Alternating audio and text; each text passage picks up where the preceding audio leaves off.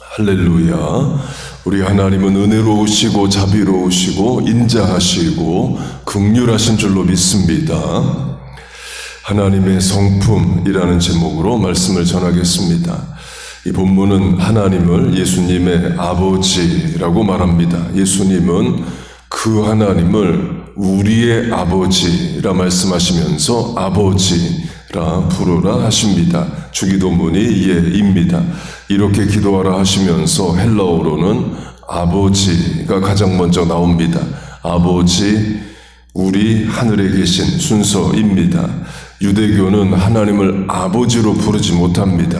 아도나이, 주로 불러요. 그러나 예수님 오셔서 우리에게 하나님을 아버지로 부를 수 있게 해주십니다. 마가복음을 보면 예수님이 하나님을 아바 아버지라 부르십니다. 아바가 아버지라는 뜻입니다. 로마서와 갈라디아서도 하나님을 우리가 아바 아버지라 부를 수 있다. 그 권세를 증거합니다. 아바 ABBA는 영어식으로 하면 아바지만 한국어식으로 하면 B가 두 개 붙어서 이제 아빠이죠. 지금 우리가 보는 개역 개정 한글 성경은 아빠 아버지로 되어 있습니다. 그렇게 하나님을 아버지로 부를 수 있게 되었어요. 그래서 기도로 하면 우리가 기도 시작할 때에 아버지 하나님 또는 하나님 아버지만 해도 됩니다. 물론 전능하신 하나님, 영존하시는 하나님 이렇게 해도 되지만 기본 근본은 하나님은 우리의 아버지시다입니다. 하나님의 이름이 여호와입니다. 신약 성경에는 여호와가 단 한 번도 안 나옵니다. 아예 여호와가 한 번도 없어요. 전부 다 아버지입니다. 하나님 앞에 붙는 말 아버지, 하나님 뒤에 붙는 말 아버지입니다. 아버지는 관계의 이름입니다. 저로 하면 제 자녀들에게 중요한 것은 제가 아버지라는 것이 이름이 김재준이든 홍길동이든 그 이름은 특별히 중요하지 않습니다.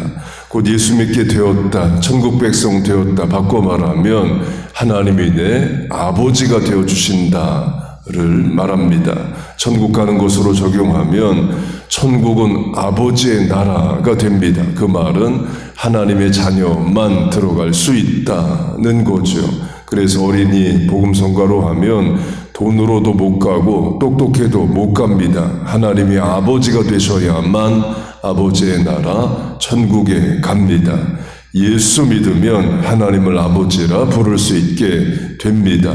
그 권세를 우리에게 주신 거예요. 이 땅을 하나님의 자녀로 살고 죽음 이후에 아버지의 나라 천국에 갑니다. 우리 천국 갑니다. 여러분 믿습니까? 그리고 본문은 하나님의 성품으로 긍휼을 말합니다. 긍휼은 영어 성경에서는 compassion 또는 mercy로 번역이 됩니다. compassion 할 때 come은 함께고 passion은 고통이라는 뜻입니다. 패션의 열정이라는 뜻도 있지만 사전 찾아보면 1번 뜻이 고통이고 2번이 열정이에요. 그래서 예수님 고난당하신 주간을 이제 순환주간, 고난주간이라 부르는데 영어로는 패션 위크입니다. 그때 패션은 고통이라는 뜻입니다. 그렇게 컴패션은 고통을 함께하다 이에요. 십자가가 증거이죠. 내가 내 죄로 치러야 할 죄의 값을, 고통을 예수님이 대신 치러 주십니다. 죄 지은 건 난데 죄의 값을 예수님이 대신 치러 주셔요. 예수님이 성령 하나님을 보혜사 헬퍼라고 부르십니다. 보혜사로 번역된 헬라어의 문자적 뜻은 옆에서 돕다입니다. 헬라어로 파라클레토스인데 파라, P-A-R-A가 alongside, 옆에서란 뜻입니다. 영어로 선교단체를 파라처치라고 부르는데 교회 옆에 있다는 뜻입니다. 곧 예수님은 우리의 고통에 함께 하시고 성령 하나님은 우리 옆에서 우리를 도와주시고 하나님은 우리의 아버지가 되셔서 자녀된 우리의 삶을 도와주십니다. 그게 우리의 위로고 본문의 living hope, 산소망으로 하면 하나님이 내 아버지가 되신다가 우리의 영원한 소망이고 오늘을 이기는 힘과 동력이 됩니다. 그리고 mercy도 십자가와 직결됩니다. mercy, 긍휼의 의미에 용서가 들어가 있기 때문에 그래요. 구약 성경의 대표적 용서의 날이 대속죄일입니다. 크게 죄를 사하는 날이에요. 대제사장이 대속죄일에 법궤, 언약궤가 있는 지성소에 들어가서 지난 1년의 이스라엘의 죄를 구하고 사함을 받는 속죄의 제사를 드립니다. 그 법궤를 덮는 덮개가 있습니다. 그 덮개를 속죄소, atonement cover 또는 대신 죄를 사하는 덮개라 해서 mercy seat, 긍휼의 자리로 부릅니다. 그 mercy seat에 대속죄일에 죽는 소와 염소의 피가 뿌려집니다. 본문 위 2절에 핏뿌림도 연결이 돼요. 그렇게 대속죄일은 크게 죄를 사하는 날에 소와 염소가 죽어 피가 뿌려집니다. 그리고 죽지 않은 한 염소, 아사셀 염소가 지난 1년의 이스라엘의 모든 죄를 지고 광야로 나가서 대신 죽어요. 예수님의 그림자입니다. 하나님의 성품을 긍휼, 본문의 긍휼, compassion, mercy로 증거했는데요. 또 다른 중요한 하나님의 성품이 있습니다. 의, justice, righteousness, just God, 의로우신 하나님입니다. 하나님이 의로우시다라는 것은 불의, injustice, unrighteousness에 대하여 심판하신다를 말합니다. 구약 성경에 많이 나오죠. 자기 백성 이스라엘의 죄를 심판하시고 타민족의 죄도 하나님은 심판하십니다. 그 의로우신 하나님, 심판하시는 하나님도 우리가 믿고 소망하는 하나님의 성품입니다. 만약 하나님이 불의를 방치하신다, 죄를 심판하지 않으신다면 우리가 하나님을 믿고 의지할 수 없죠. 하나님은 죄와 불의에 대해서 심판하십니다. 그래서 아담과 하와가 벌을 받고 다윗이 심판을 당하고 이스라엘이 멸망하는 겁니다. 그러면 내 죄는 어떻게 되는 건가? 입니다. 내 죄에 대해서도 하나님, 의로우신 하나님으로 심판하셔야 되죠. 그런데 그 심판을 예수님이 대신 담당하십니다. 죄 지은 건 난데 죄값은 예수님이 대신 십자가에서 치르십니다.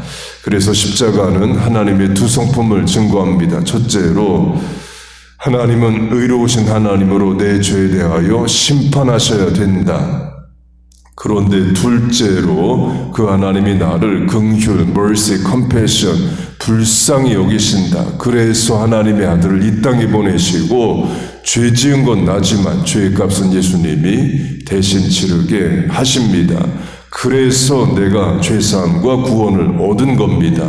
내가 죄값을 안 치렀을 뿐이지 하나님이 내 죄값을 대신 치러 주셨습니다.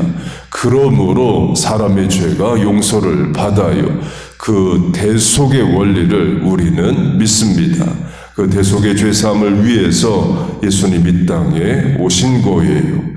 그렇게 예수님이 우리에게 하나님을 아버지라 부를 수 있게 해주십니다. 그리고 본문은 하나님의 성품으로 긍휼을 증거합니다. 용서를 말하고 결국 십자가에 예수님과 연결이 됩니다. 그 은혜를 은혜로 깨닫고 감사하며 이 사순절 기간을 보내는 우리와 자녀 교회 되기를 주의 이름으로 축복하고 축원합니다. 아멘. 기도하겠습니다. 하나님 아버지, 긍휼하신 하나님을 소망합니다. 의로우신 하나님을 의지합니다. 예수님의 대속의 십자가의 사건을 내 죄사함의 사건으로 믿어 확신합니다. 그 구원의 확신이 전도 대상자들에게, 부모님, 배우자, 자녀에게 죄사함의 은혜와 능력으로 임하게 하여 주옵소서. 또 사순절 기간 십자가 묵상하며 지내게 하심을 감사합니다. 다시 한번 죄사함의 확신과 구원의 은혜가 우리에게 분명해지게 하여 주옵소서. 오늘도 하루 첫 시간 하나님 앞에 드리며 기도합니다. 새벽 기도의 실천에 은혜와 복을 내려 주시옵소서. 예수님의 이름으로 기도하옵나이다. 아멘.